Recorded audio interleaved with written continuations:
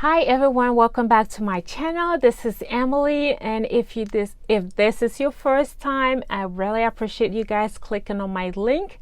And to my returning subscribers, thank you. If you clicked on my link, then you were probably on YouTube searching about how to start residential assisted living, or how to start an assisted living or assisted living business, group home care. So you're definitely on the right channel. If this is your first time, go down to my playlist that says CEO Journey. There you will find my documentation of my process to opening up my assisted living, from the beginning to licensing to, everything. So I had it documented. So the goal was to help. If someone was into the business or thinking about it, they can watch my videos from the beginning to the end, write notes, and then hopefully use that and do research on the estate, and come up, hopefully save some money from paying someone to go through that process with you. You can do some of the research yourself and go through it. Maybe pay less to just get some of the things done, like policy and procedures. Why we're talking about that. So I don't do coaching anymore, but what I still do is writing policies and procedures. So if you are in this process, you've gotten to the point that you need your policies and procedures written, definitely send me an email, drop a comment or your email down in the comment section, and I'll reach out to you. My email is going to be in the description box too. So just email me, let me know what state you're in, or just email me that you are interested for me to write your policies and procedures for a fee, and then we can talk about it offline, if it works out for you and stuff. But I would say it's definitely what I charge is way cheaper than any fee out there, because I know that, because when I was trying to license mine and I had called people to do those policies and procedures, I know what they were going to charge me, but I was broke. I didn't have enough money, so I did all the research and the writing myself. So I do have all those, but I will do write yours for a cheaper fee. But the time that was spent researching and all those, obviously I have to get some of the payback from it. Okay, but again, that's my way of supporting you. You still get what you need at a very cheaper rate. So this video today, we're going to talk about, is assisted living profitable? Okay, I get emails and comments sometimes, is this business really profitable? Can I do it? Can I not do it? Blah blah blah. So is assisted living profitable? So there are a few factors that you have to consider to see if it is profitable or not. The first thing is your location. 2, staffing. What is the cost per resident that you're going to charge? Your operating expenses, and the size of your facility. So I have 5 points that you would consider to know if this business was going to be profitable or not. Obviously, the bigger the facility, maybe the more return of investment, because if you get up to maybe 7 residents, you probably still need 1 caregiver. If you get just 3 residents, it's 1 caregiver, but the 7 residents are bringing more money, and you still have to pay that 1 caregiver. Okay, so that's something. So the first thing is location. So the zip code that you are located in is going to factor into how much your residents can afford. For me, especially in my location or my state, okay, I'm located in Maryland. When I thought about, because my facility was in Baltimore County, so when I checked at the prices that were being the residents paid in Baltimore City, they were way lower or cheaper than the prices in Baltimore County. Okay, so that's one thing to consider. When they say location, think about your zip code or your area that whether you're in a county or a state, what county you are in. Some counties are more expensive than other counties. So when you think about those factors, because if in the city they're paying $1,500, and in the county they're paying $1,800, $2,000, $2,500, $3,000, $3,500, and maybe the cost of the running the business was the same, you're definitely going to get more money by opening your facility in the county than in the city. But again, some homes in the city are a little bit cheaper than the homes in the county. So the things you need to consider. But again, I would say location wise, Google the average cost per resident of assisted living in wherever you're interested in opening your assisted living in. See what the average in. Sometimes people do calls and say, hey, I have somebody that wants to come in. How much do you charge, per residence? I feel like I've gotten calls like that for fake residents. I think there had been just people looking to get the average, because they call you. They don't want to give you any specific about the potential resident they have. They're more interested into how many rooms I have and how much I'm charging per private or semi-private room. So that is the main thing they wanted to know. And when I asked, oh, tell me about your loved one, how old are they, what kind of comorbidity, they just said, we'll get back to you. So I know that was probably somebody just trying to get an average of the pay per rate pay going for residents in my area, so they can see where they fall into. So people could definitely do that. But what I did was I Googled it, and Google gave me what the average price was, and I just got the average, and that's how I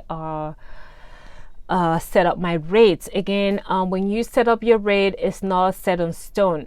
Depending on the resident, you can negotiate. If you have like your perfect resident, one of those that probably need just reminders, the independent family is amazing, maybe their budget is maybe $200 or $300 less from what you're charging, I would say take that residence, because that's a stress-free resident that you're going to have, instead of having that residence that is high maintenance and then paying you what you need. They're going to stress your life out. So sometimes you have to see what you're willing to deal with. But think about it. But location is important. Again, while we're talking about location, don't forget to get my ebook on the ultimate secret to getting your perfect home for assisted living. It's on Amazon. I'm going to drop the link down in the comment section. I'm going to pin in the comment section and also in the description. It's only $9.99. If my videos have been helpful to you, I would appreciate if you can support me by purchasing that ebook. Once you buy it, you can download it into your phone right away, and as you do your search for homes, you can go through all those 10 steps and tick them, tick, and make sure you have the right home for your facility. Okay, so I will drop it down in the comment section. Another thing to think about is the size of your facility. Obviously, if you have a smaller facility like the one we had, it was a 4-bed facility. It's less overhead. It's one staff. I was the nurse. My husband was the manager. 2 staff actually, the weekend and the full-time. There was a part-time and a full-time staff. It was 4 residents. The caregiver did the cooking, everything. You have definitely a less overhead to run the business. But if you have a bigger facility with the less overhead, you can ultimately maybe get more profit, because everything, you don't need to hire that many staff, so everything is less expensive, I would say. But when you have a bigger facility, say maybe the 20-bed facility, the overhead is definitely higher. You need multiple staff, multiple hours of pay, because you're definitely, for 20-bed facility, you're going to have a variety of skill level of the residents. Some might be complete caregiving, some might need just supervision, some might need just reminders. So you're going to need multiple staff members, different hours of work. You might need a nurse to be there, on staff all the time. And also the meals. I think once you have 20 bed, you need a certified cook or something like that for your meals, or your meals have to go through review and licensing, something like that. You can't just cook at the temperature, and that they have to come from a commercial size kitchen. So all of that too has to do with your expensive too, and that could also eat up some of your profit. But again, the fact that it's a lot of residents, that could also help you bring in more profit, because maybe if you have 20 bed residents, maybe you can have 3 or 4 staff, so maybe 8 residents or 7 residents per staff member. then because all the money they bring in, you might charge a little bit less than the 4-bed, but then have more residents who have an overall a better return of income. So it all depends. So the size of your facility could, affect how much profit you make. But ultimately, I know the bigger the facility, the more return on investment you will have for sure.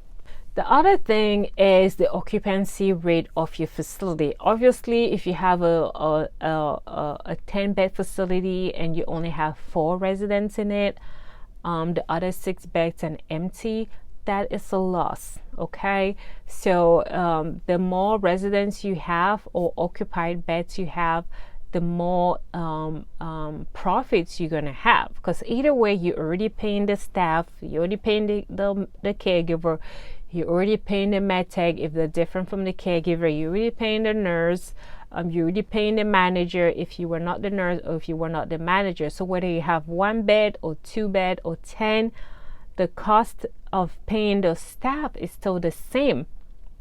So for you to maximize your profit, you better fill up those beds too, so you can maximize your profit, because either way you're gonna have to pay them. You can't say I won't pay you this month because we don't have enough residents. It doesn't work like that. When you hire an hourly pay or a weekly pay, when the week goes, whatever you do to pay, you pay them. Whether you end up filling up your beds with 10 beds or you have 4 beds, you still need to pay them what they were hired or what the rate was. So definitely filling up your beds will definitely affect your profits, because if you have empty beds, obviously there will be no profit then. So the other aspect that would affect your cost is staffing. Okay, like I said in my previous video, you have to make sure you're not underpaying your staff, because then either the care they provide will not be quality care, or they're gonna leave and go somewhere else.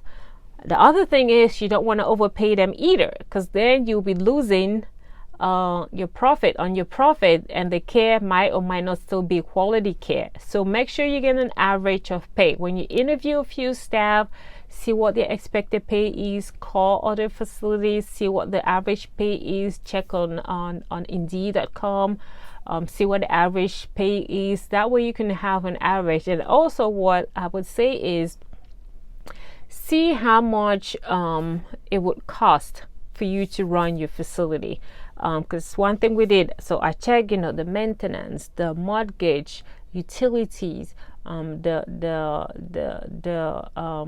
the outside maintenance and all. So I calculated all of that, the food and nutrition, the groceries, whatever. So I calculated all of that, and I kind of figure out what my residents were to bring in. So I subtracted that, whatever was left. I said, okay, if I take this as profit, what is left? And I shared it by 24 hours to say, okay, to see how much it will cost me to pay my staff after I've covered my utility. That was one thing that I kind of do to get an average for myself, so I don't overpay and end up running the business on a negative, and also not underpay them and trying to maximize too much on profit that will in the long run ruin my business. So definitely consider your staffing pay. Oh, and the other thing is operating expense. That's another point which I kind of mentioned. What's going to be the cost of maintaining the building, the cost of your utility, the cost if you are the nurse in your facility. Are you paying yourself, or are you going to let that go into your profit? So those are things you will consider. So once you put all those things together, it will give you an idea, or because sometimes it would be specific, like I said, your location, your size of your facility, what you're charging your residents, the cost of running the facility, the cost of your staffing. So that will all go into how much profit you will make. At the end of it, I'll always say, if you have a 10-bed facility, the income you get from 5 residents, see how you can use that to run the business, and the income from the other 5 residents should be your profit. If it's not working out, maybe move into maybe 6 residents or 7 residents income, or payment should be used to run the facility, and the other 3 residents should be used as profit. The same thing if you have a 4-bed facility. Okay, the income from 2 residents, you use it to run the business, and the income from the other 2 is your profit. So that's kind of how I do the math in my head. And if you do it right, be conservative, do not waste food. Make sure you buy. I used to do just weekly groceries. So because if you buy bananas for too long, they get rotten. If you buy apples for too long, if you buy ribs. So when I do groceries, I do weekly groceries. I look at the menu for each week. I go on Sunday and I buy everything from Monday through Sunday, and that's what I did. So nothing gets wasted, and I buy in small quantity. So nothing is wasted, and I don't waste money that way, because when you cook for Monday, it's a different menu on Tuesday. So whatever was left on Monday, you can't take it over to Tuesday, something like that. So you have to be very technical in the way you do your menu. Sometimes you have steamed chicken on Monday night. Maybe some of the steamed chicken can be used to make chicken salad on Tuesday lunch. So think of things like that to save money but still giving your residents nutritious meals. Okay, is assisted living profitable? Yes, if you do it right. All right, I hope this was helpful to you, and if it was, I would really love for you guys to show appreciation by clicking the like button and also clicking that subscribe button. It's not going to cost you anything, but it will only encourage me to post more videos about assisted living to hopefully guide us all as we go in this journey of entrepreneurship. Again, thank you guys for clicking on my link, and I will see you guys on my next video.